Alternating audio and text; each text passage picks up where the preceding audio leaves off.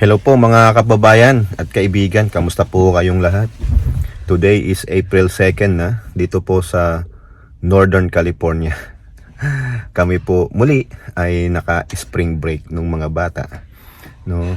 Actually, ito nakikita nyo sa background natin, construction, apartment po. No? Ito nga't kasama ko itong aking bunso. No? Lagi namang nakabuntot sa akin yan. Oh, wala pang isang taon kaming nandito. May nagtatayo na ng mga apartment. Kasi napakalaki po ng University of California, Davis. So, ang ating pong bibigyan ng maiksing opinion at reaction ay ito pong lumabas na parang report daw po ng Philippine Drug Enforcement Agency na ni-raid daw yung isang parang condo dyan o apartment na kung saan kasama ang pangalan ni Pangulong Bongbong Marcos, no? Tapos naka-blurred yung mga kung ano-anong mga signature o what. Nabigla ako mga kababayan. Ang tanging reaction na ko is, what the F? Is this really true? Ang dali namang gumawa ng ganyan mga kababayan. Tulad nga po ng sinasabi natin. Pwede mong pagawa lang dyan sa recto o kung sino man, no? Sa advancement ng technology ngayon, everyone or anyone, anybody, no, can do it. Bakit sila nakapaglabas niyan? Na kung sino man po ang naglabas niyan, bakit hindi ang PIDEA? 'Di ba? Bakit hindi yung mga supervisor diyan o yung mga big boss sa PIDEA ang maglabas niyan?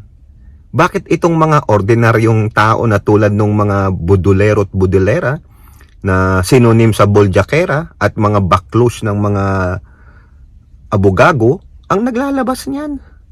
Sinong maniniwala diyan? At kung totoo man yan, paano sila nakakuha ng ganyan? That is a very sensitive information. No? Bakit nyo pa ilalabas yan? Dapat hinuli nyo na lang si Pangulong Bongbong Marcos. Bakit? Yan ba yung prelude ninyo o script ninyo para ilabas nyo ang pulboronic video? Unahin nyo muna yung pulboronic video. Hindi nyo mailabas kasi for premiere pa. Ha? Blockbuster movie ba? Red carpet para sa June? Mga gunggong pala kayo Alam nyo bakit mga kababayan sa June nila gustong ilabas? Kasi ang iniisip ni Boljakera, yung si Hitad na nandyan sa LA, na merong kasong $4 million. Pag summer po kasi dito, no? Siyempre walang pasok mga bata. Blockbuster ang mga movie niya na ilalabas. Halata namang wala. Last year pa yan. 2022 pa yan. Yung mga ganyan. Mag 2 years na. No? Tapos lalabasan nyo kami ng ganyang papel. Di bang po kayo? No? Nakita ko po doon kay Sir Benji Contreras sa kanyang official FB page. Meron isa doon. Kababayan nating supporter din ng Marcos admin. Dinibank nila. Unang-una. March 11. 2012 ba yun? Sunday. Sabi doon, dibang sila. Sunday, walang government offices. Sinong pipirma? Mga gonggong. Gagawa na rin lang naman kayo ng mga tahi-tahi inyong kwento. Gagawa na rin lang naman kayo ng forged document ninyo. Hindi nyo pagalingan? No? Doon pa lang, dibang na kayo. Diba? Sa kayang sinabi na rin po ng PIDEA, naglabas ng statement ng PIDEA, na walang ibang makakakuha ng ganong report pag nasa database na nila. It's either nahack yan or merong inside job kung totoo man yan. Sabi ng PIDEA, wala Sabi ng PIDEA pa, mag-ingat sa fake news. Kaya ako mga kababayan sa PIDEA, o better yet MBI, imbestigahan nyo na po yan. Kung sino man ang naglabas ng fake news niya. Di ba meron batas yata sa fake news pag pagpa-spread ng fake news? Tingnan nyo yung isang dyan, media, yung Daily Tribune. Nabasa ko rin. Yung isang personnel yata nila sa social media account nila. public apology kasi shiner, gago. Hindi man lang inalam yung veracity o yung katotohanan nung nilabas na fake news. Kayo ba mga kababayan, ha? Tayong mga admin supporter, mas maano pa tayo sensible at reasonable pa tayo. Hindi ka agad-agad tayo naniniwala. Yung isang media na Daily Tribune, yung sinabi niya, taga Daily Tribune sila, social media, pa-apologize sila. O ayan, nakagat kayo ng fake news, dapat isanction kayo. Paano kayo ngayong paniniwalaan ng mga tao na that you are spreading fake news? Wala na kayong kredibilidad. Di ba? Tulad nung mga siguro nakasubaybay kay Hitad, kaya naman pala. Ibig sabihin, ang source ng balita nyo, tatanong lang ha, ay kay Hitad, sa yung sa mga minions niya. O, di wala kayong kredibilidad. Si Hitad, kala niya makaka-score siya. Oo, makaka-score siya sa mga gunggong niyang mga followers, sa mga walang utak niyang followers. Oh, i-call out na natin. Kasi maniniwala ka ba dyan? Ha? Ulitin natin. The advancement of technology. Ang AI na nga lang They can replicate, duplicate. Diba? Boses, pagmumukha. Ang pinagkaiba nga lang, mukhang alien. Ang robot. Diba? Maniniwala ba kayo dyan? Diba? Madami na ngayon na mga nadi-deepfake. No, deepfake. Peke. Mga talagang wala gawa-gawa lang para makapanira. Bro nyo, ang di ko maintindihan, no? Sana merong pagkakataon, isa pang pagkakamali ni Hitad at ng mga minions niya, makalaboso ng mga yan no? Ako magbubunyi pa, hindi ako maawa sa kanila. Because they are evil of all evils. Yun lang. O kung may S na yun, plural na yun. Ha? Kung may plural man ng evil, edi evils. Diba? Bakit? Evils. Marami sila. Diba? O sinong poon nila? Di si Prime Minister ni Baal at si Bulaang appointed son of God. Oh, pasensya na kayo mga kababayan, nangangawit na yung braso ko. Kaya ginaganto ko. Ang haba pa sana ng pang-aalipusta natin sa mga to. Hindi po ako yung naaawa. Hindi ako yung nakakaramdam ng awa, kundi maaasar lang tayo. Mang-aasar tayo. Kasi bakit? Wala na silang mailabas, umiikot na umiikot ulit. Diba sabi PIDEA? Sabi ng PIDEA, wala. Marami na po nagsalita ng mga former PIDEA agents. No? Wala. Wala sa pangalan si Pangulong Bongbong Marcos. Sinabi na rin ng poon nilang si Prime Minister ni Baal dati sa kanyang press con. Kung merong mang video na nagpopulburon si Pangulong Bongbong Marcos, nailabas na during campaign period. Wala. Tapos, sila nagpupumilit. Pinagre-resign pa. No? Mahiya daw, mga kababayan, mahiya. Sinong mahihiya? Ang Pangulo na binababoy ninyo?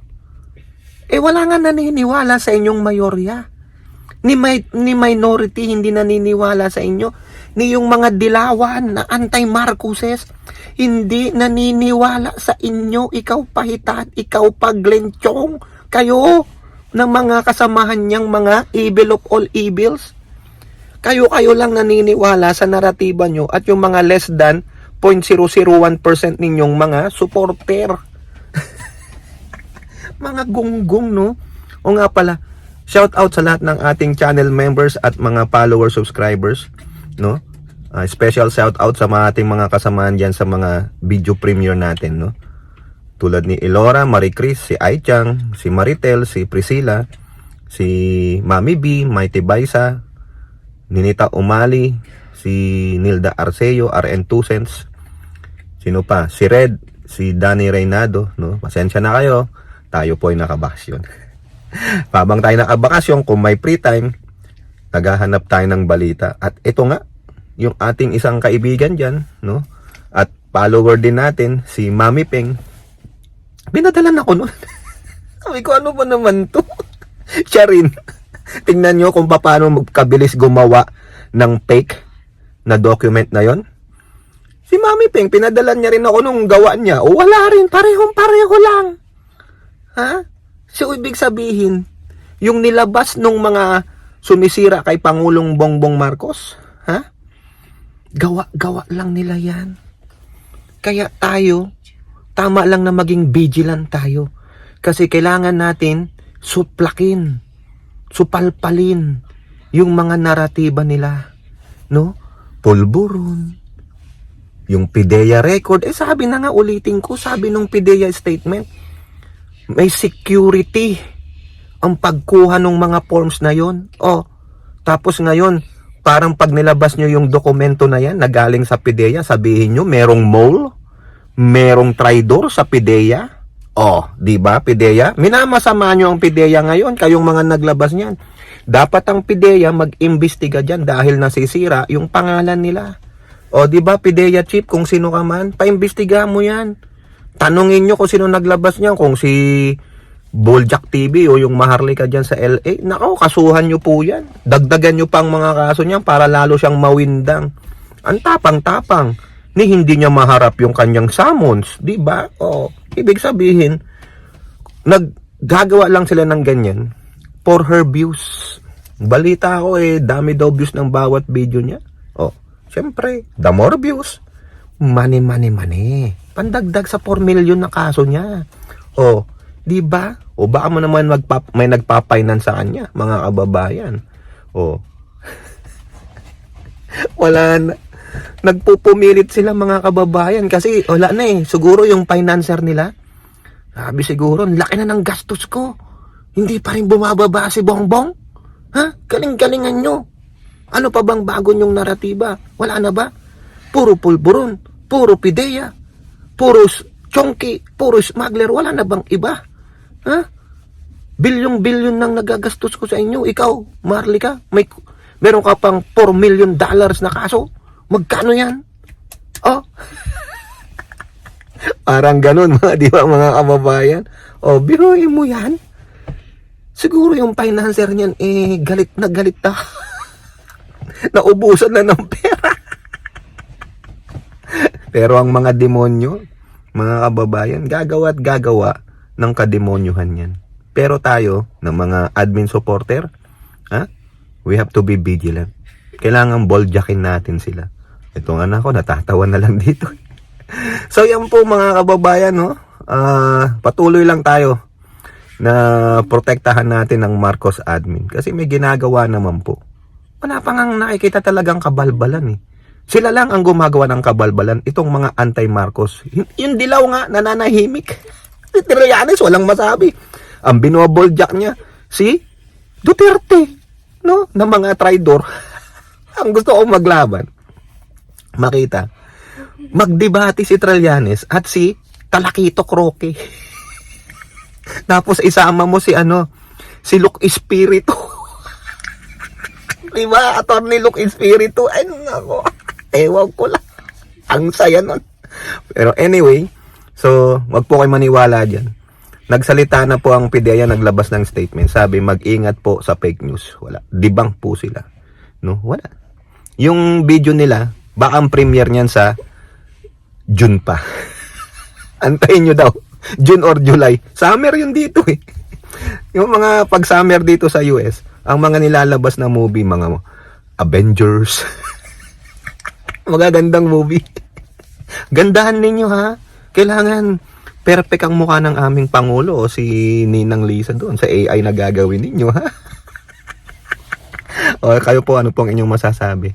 Comment down below and don't forget to like and share. Hope to see you on the next videos. Bye-bye. God bless.